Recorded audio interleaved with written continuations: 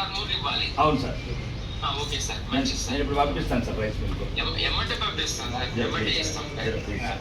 Okay sir, ఇవ్వమన్నారు sir. ఒకసారి అతనికి రైస్ మిల్ కూడా ఫోన్ చేసి చెప్పండి సార్, కొద్దిగా మెల్లగా ఇస్తాను సార్, చెప్తాను. 20 రోజుల క్రితం మా ఆర్మూరు సంబంధించిన రైతులు ఈ దొడ్డు వడ్లను ఇక్కడ కాలేజ్ దగ్గర ఎండబోయడం జరిగింది. వారు శతవిధాల అన్ని విధాల అధికారులతోటి మాట్లాడుతూ ఉన్నారు. కానీ ప్రభుత్వం దొడ్డు యార్డ్లు మేము కొనుగోలు చేయమన్న ఆలోచనతో ఉండడం వల్ల వీళ్ళు తీవ్ర ఇబ్బందికి గురి కావడం జరిగింది.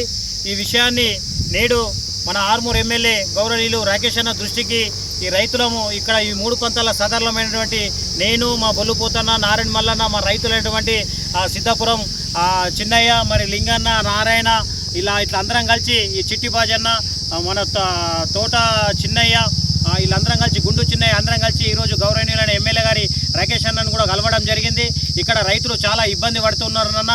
గత 20 రోజుల నుంచి కూడా ఇక్కడ వడ్లు ఎండిపోయినాయి. మరి వాతావరణం కూడా పరిస్థితి ఎట్లనో ఉంది. రైతులకు చాలా ఇబ్బంది అవుతుందంటే సంబంధిత అధికారులతోటి, కలెక్టర్ గారితో, డిఎస్ఓ గారితో మాట్లాడి తక్షణమే దొడ్డు వడ్లు కొనే విధంగా ఏర్పాటు చేయాలని వారికి వీరు ఆదేశాలు ఇవ్వడం జరిగింది. తక్షణమే వారు కూడా స్పందించి ఎమ్మెల్యే గారి అంటే రైతులు రిక్వెస్ట్ చేయడం వల్ల ఎమ్మెల్యే గారి ఆదేశాలను వారు కూడా పరిగణలోకి తీసుకొని వెంటనే మాకు ఇక్కడ లారీ కూడా పంపించడం జరిగింది.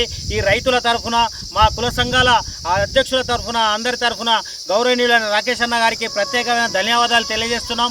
అట్లాగే ఈ సంబంధిత అధికారులు డిఎస్ఓ కానివ్వండి, కలెక్టర్ కానివ్వండి, మెప్మా అధికారులు కానివ్వండి, అందరికి కూడా పేరు పేరున మేము రైతుల తరఫున ప్రత్యేకమైన ధన్యవాదాలు తెలియజేస్తున్నాం. మేము ఒకటే కోరుతున్నాం, మేము కోరేది ఏంటంటే ఇక్కడ అమాలి వాళ్ళని కూడా ఎక్కువ ఉంచి రైతులకు ఇబ్బంది కాకుండా చూసి తక్షణమే ఈ వడ్లను కొనుగోలు చేసే విధంగా తక్షణమే చర్యలు తీసుకోవాలని, వీలైతే అమ్మాలను కూడా ఎక్కువ పెట్టి కొనుగోలు చేసే విధంగా చేయాలని మరొకసారి మేము విన్నవించుకుంటున్నాం.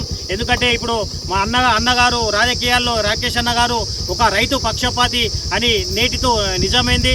వారు అన్ని విధాల ఆహరించాలి, ఏ కష్టమున్నా నా దగ్గరికి తీసుకురండి, సమస్య పరిష్కరించే విధంగా నేను ప్రయత్నం చేస్తాను అంటూ ఉంటాడు. కాబట్టి ఈరోజు మేము అందరం కలిసి కూడా పోయిన వెంటనే మాకు స్పందించి ఈ విధంగా కొనుగోలు చేసే విధంగా ఏర్పాటు చేసినందుకు వారికి మరి ప్రత్యేకమైన ధన్యవాదాలు తెలియజేస్తున్నాం.